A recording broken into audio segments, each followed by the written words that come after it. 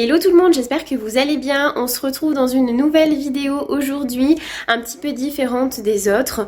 Comme vous le savez, ma fille est gardée tous les mardis chez papy et mamie.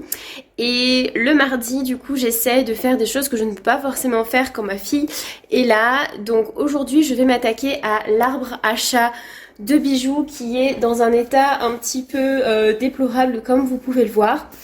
Alors je vais vous montrer son arbre, il est très grand et bien évidemment qu'on ne va pas le changer tous les 4 matins. Donc de temps en temps, je ne sais pas, peut-être tous les 3-4 mois je dirais. Peut-être un peu plus, je sais pas, j'ai pas trop de fréquence à vous dire, mais on va dire 2-3 fois dans l'année. Je refais un petit peu le cordage des zones où elle a griffé pour la faire repartir sur de bonnes bases et pour qu'elle ait la matière pour faire ses griffes. Donc voilà, comme vous pouvez le voir, c'est un arbre qui monte jusqu'au plafond. Donc on a quand même plutôt intérêt à bien l'entretenir parce qu'on a envie d'en prendre soin, on a envie qu'elle en profite longtemps. Elle l'adore, donc c'est normal pour nous de le refaire régulièrement. Alors jusqu'à présent, je vous ai fait beaucoup de vidéos maternité où je parlais parentalité, où je parlais bébé, etc. Et j'ai envie de vous montrer aussi des petites vidéos do it yourself, des vidéos rangement, organisation, etc.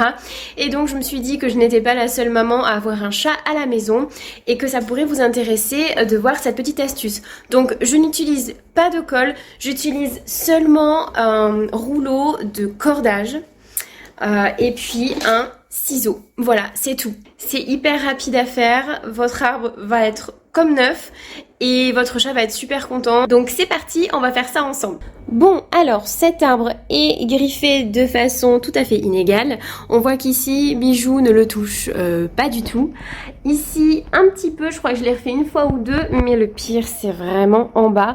Donc pour toutes les zones où il y a du tissu, et ben, vous pouvez tout simplement recoudre. Donc soit vous prenez un morceau de tissu qui ressemble à la couleur de votre arbre, soit vous essayez d'attraper des petits morceaux. En général, c'est un petit peu extensible.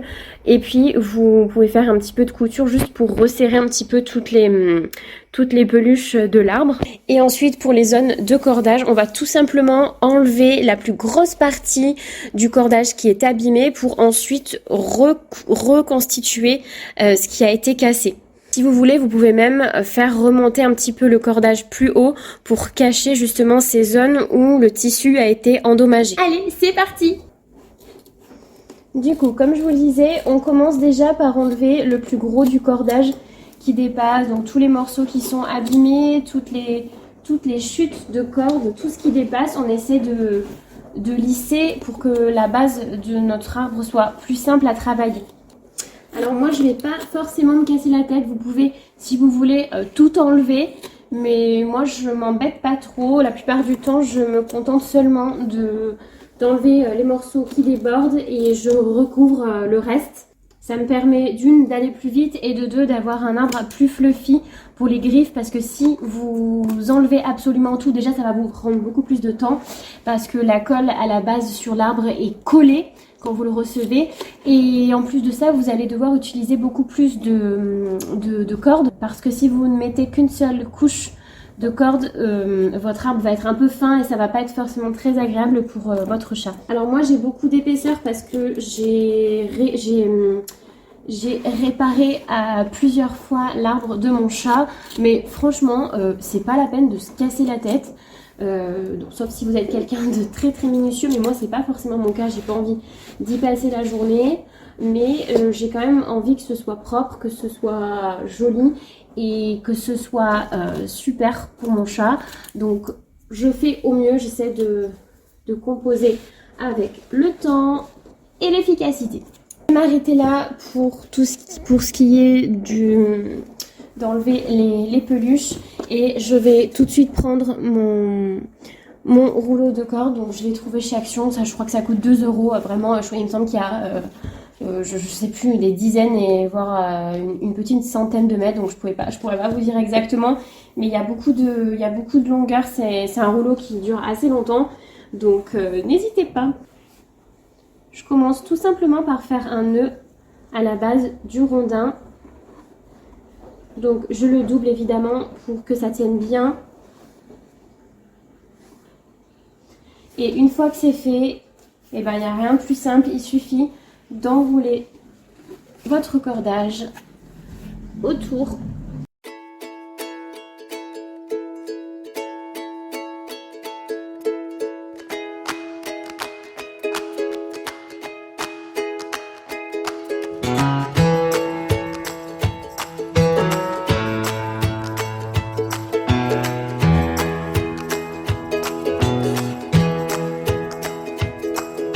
Alors du coup j'ai décidé de recouvrir la partie qui était déchirée au niveau du tissu avec du cordage, comme ça m'évite de faire de la couture et ça me permet de réparer mon arbre un peu plus vite. Donc du coup je continue de faire des tours un petit peu plus haut et ni vu ni connu on ne voit plus rien.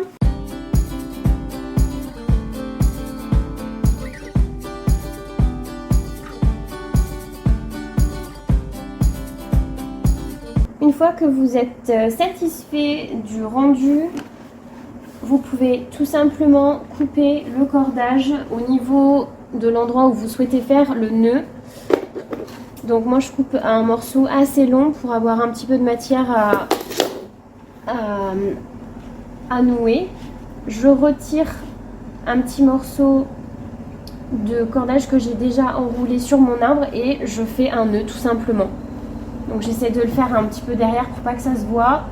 Alors je vous le dis, hein, je suis pas la reine du bricolage, je fais comme je peux avec les moyens du bord pour que ce soit rapide et efficace. Donc on fait au mieux, mais ma méthode a fait ses preuves déjà depuis quelques années.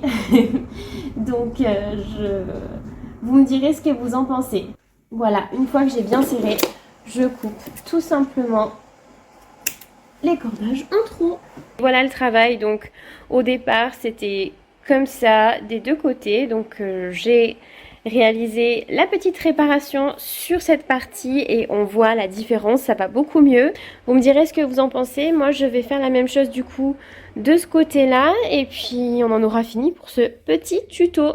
Et voilà, j'espère que cette vidéo vous aura plu. C'était un tuto rapide, j'ai pas mal d'idées comme ça que j'aimerais vous montrer. Donc dites-moi en commentaire si ça vous plaît et si vous avez d'autres idées, d'autres choses que je pourrais vous montrer à la maison.